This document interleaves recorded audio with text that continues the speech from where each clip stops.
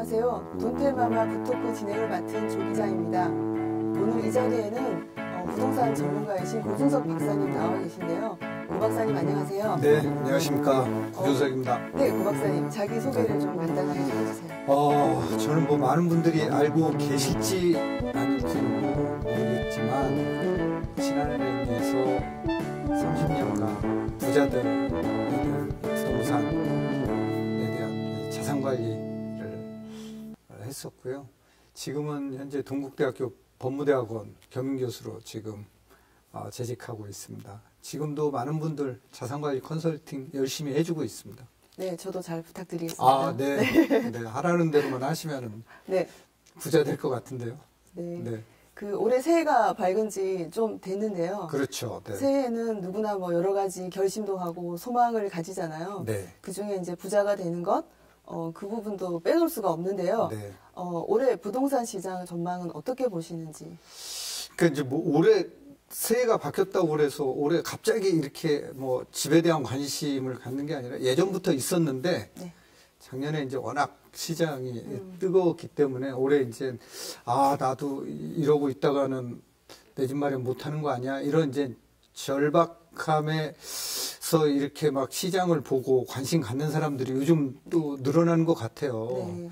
근데 이제 올해도 작년 수준 정도로 시장을 봐야 될 것 같아요. 왜냐하면 이제 시장은 뭐 쭉 얘기를 하겠지만 일단 가격을 안정시키는 데는 공급이 사실은 굉장히 중요하거든요. 네네. 오늘 마침 또 정부에서 공급 대책을 발표를 했는데 규제보다는 공급이 시장 가격 안정에는 굉장히 도움이 될 것 같아요. 그런데 이제 이 공급이라는 게 오늘 발표했다고 그래서 내일부터 막 집이 생기는 건 아니잖아요. 그렇죠. 짓는데 시간이 네, 걸리죠. 네. 그래서 이게 공급이 되려면 또 5, 6년, 7, 8년 또 걸리기 때문에 자, 올해 집값은 공급이 올해 뭐 되는 물량이 줄어든다라고 하면은 사실은 집값, 전세값 이런 것들이 작년 수준으로 우상향할 수밖에 없는 그런 환경이 되는 것 같아요. 네. 그럼 이미 이제 부동산 시장이 뭐 아파트를 비롯해서 상당히 좀 많이 오른 상태이잖아요. 네. 그럼 우상향이라고 말씀하시는 거는 이제 시장에서 적절한 공급이 이루어지기 전까지는 아직도 좀 오를 여지가 있다라고 말씀하시는 거죠? 그렇죠. 네. 아직도 가격은 뭐 부동산 114 자료에 따르면은 작년 대비해서 올해 입주 물량이 한 절반 정도로 줄어드는 네네. 걸로 나타나고 있어요. 네, 그러니까 그렇죠. 네. 작년에 한 4만여 가구 정도 입주 물량이 나왔는데 서울 지역만입니다. 네. 올해는 뭐 2만 가구 미만으로 지금 떨어지고 있거든요. 그래서 이렇게 이제 입주 물량이 줄어든다는 것은 시장 가격에는 상당히 시장 가격을 상당히 자극할 수 있는 거죠. 네, 그렇죠. 네. 그런데 작년에 이제 부동산과 관련해서 네. 뭐 벼락거지라던가 또는 30대들이 뭐 대거 투자를 뭐 대출까지 받아서 영끌 투자 이게 뭐 주식뿐만이 아니라 부동산 시장까지도 그런 얘기가 나왔었잖아요. 네. 그러면 뭐 올해 예를 들자면 대출을 해서까지 네. 무리해서라도 내 집 마련을 해야 할까요? 무리라고 하면은 이제 무리하면은 안 되고요. 네. 대출은 이제 본인의 현금 흐름을 정확히 알아야 되고요. 현금 흐름 속에서 적정 규모의 대출을 받아서 집 사는 거는 오늘이라도 해야 된다라는 거예요. 근데 이걸 막 무리하게 되면은 자칫 잘못하다가 내 집 마련 뭐 정말 해놓고 그 집이 경매에 넘어갈 수도 있어요. 네. 그래서 현금 흐르게 맞는 자기 경제 규모, 그러니까 원리금을 상환할 수 있을 정도의 현금 흐름이 있어야 된다라는 거예요. 네. 그 범위를 넘어서면은 안 된다. 그래서 이제 그 범위가 궁금한 사람들 많잖아요. 네, 적정 규모라고 하시죠. 적정 규모. 네. 그러니까 내 월 소득이 만약에 300만 원이다. 그러면은 100만 원 범위 내에서 원리금을 상환할 수 있어야 된다라는 거예요. 월수입의 한 3분의 1 정도? 3분의 1 정도. 네. 네, 그 정도로 상환을, 나머지는 이게 이제 40% 50% 넘어가다 보면은 네. 자칫 가정경제 이제 파산될 수 있어요. 그래서 네. 정말 어렵게 산 아파트가 경매를 당할 수 있다라는 거죠. 네. 네. 그러니까 이런 거는 굉장히 조심해야 되죠. 그런데 중요한 거는 대출 받아서 살 만한 집이 없다라는 거예요, 지금. 대출 받아서 살 만한 집이 없다고요? 네, 집값이 많이 올라서, 많이 올라서? 네. 네, 많이 올라서, 이게 이제 그 어떤 대출 한도 LTV, 네. 주택담보 비율이죠. DTI, 총부채 상환 비율, 네. DSR, 이런 것들로 계속 규제를 하기 때문에 내가 받고 싶다고 해서 대출을 다 받을 수 있는 게 아니에요. 대출 받기가 힘들잖아요. 너무 힘들죠. 그런데 이제 다만, 무주택자들한테는 뭐 정말 70%까지 대출을 해줘서 내 집 마련하는데 도움이 주는 이런 대출들이 있어요. 그게 네. 이제 보금자리론하고 디딤돌 대출인데 이게 이제 6억 원이에요. 보금자리론은 6억 원, 네. 디딤돌은 5억 원인데 이런 집들이 지금 별로 없다는 많이, 거죠. 많이 지금 소진됐다라는 그러니까 거예요. 매매가 기준으로 네. 그래서 내 집 마련을 하고 싶어도 그런 주택이 없어서 사실은 이제 뭐 걱정하는 분들이 많이 늘어나는데 네. 아무튼 이게 중요한 게 이게 돈이 없다라고 해서 내 집 마련에 무관심하고 있으면 더 내 집 마련이 늦어질 수밖에 없어요. 네. 이제 이런 사람들이 있어요. 청약통장 은행에 가서 딱 가입하고 이건 내 집 마련하겠지 네. 편하게 지내시는 분들. 가점이 너무 어렵잖아요. 네. 100년이 돼도 내 집 마련 못해요. 100년이 돼도 못해요? 네. 그러니까 내 집 마련하려면은 네.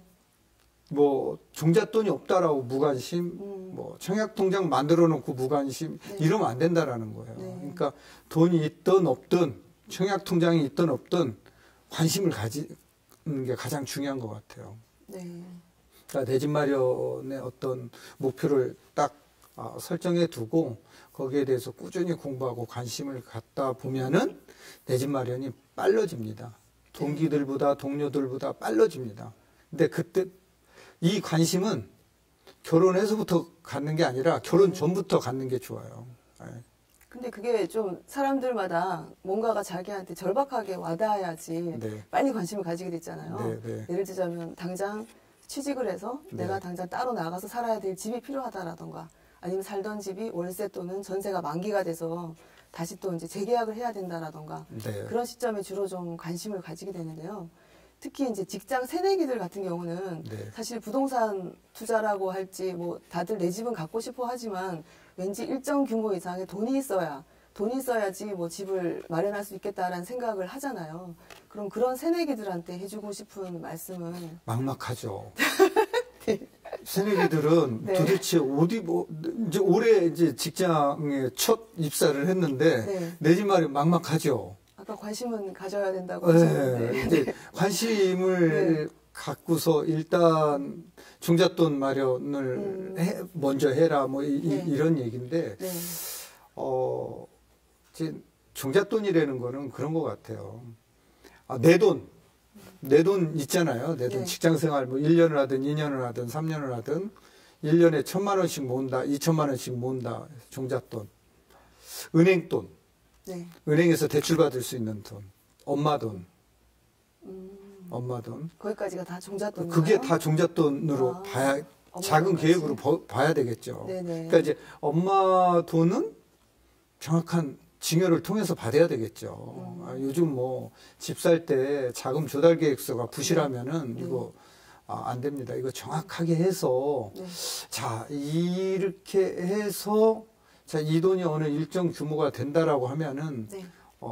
사는 거죠. 어떤 분들은 이제 뭐 결혼해가지고 전셋집부터 시작하는 사람들이 많잖아요. 사실 내 집 마련 못하니까. 그렇게 많이 하죠. 그게 제일 안 좋은 거예요. 전셋집부터 마련하는 게요? 전셋집에 사는 게 가장 안 좋은 내 집 마련을 가장 늦게 하는 방법 중에 하나예요. 네. 왜냐고 안 물어보세요? 그럼 뭐 월세를 살아야 되나요? 그렇죠. 월세를 살아. 아니 좀 질문을 좀 해주세요. 얘기를 워낙 잘하시니까. 아니, 그러면 네. 내 집 마련을 하지 않아서 잘못됐다는 것인지 네, 또는 네. 뭐 월세를 살고 방법이 잘못됐다라는 거죠. 투자를 그러니까, 하라는 말씀이신데 전세금은 네. 크잖아요. 전세금은 깔고 크죠. 있는 거잖아요. 매매 네. 가격에 네. 50%, 60%, 70%까지 음. 전세금으로 깔고 있는 거잖아요. 네. 자, 이 돈을 활용을 해야 된다라는 거죠. 네. 자, 이 돈을 빼서 네. 대출을 끼고 내 집 마련하고 나는 월세 사는 거죠. 아니 뭐 전세를 살면서 그 전셋집을 담보로 전세 자금 대출이 나오잖아요. 그렇게가 그거 이제 가지고 할 대출 수도 있지 규제가 않을까요? 대출 규제가 네. 그렇게 생각하시는 것처럼 네. 그렇게 허술하지 않아요. 무주택자인데. 네. 그러니까 전세자금 받고 내 집 마련하면은 이 네. 전세자금 만기가 되면은 전세자금 상환해야 돼요.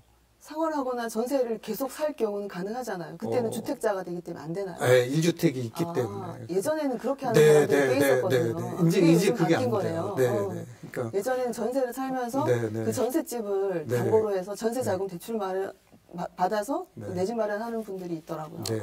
그래서 이제 네. 이렇게 해야 되는데 이게 사실은 월세집 사는 게 사실은 쉽지는 않잖아요. 보통 이제 월세는 날리는 돈이라고 생각하니까 네, 아까워하잖아요. 네.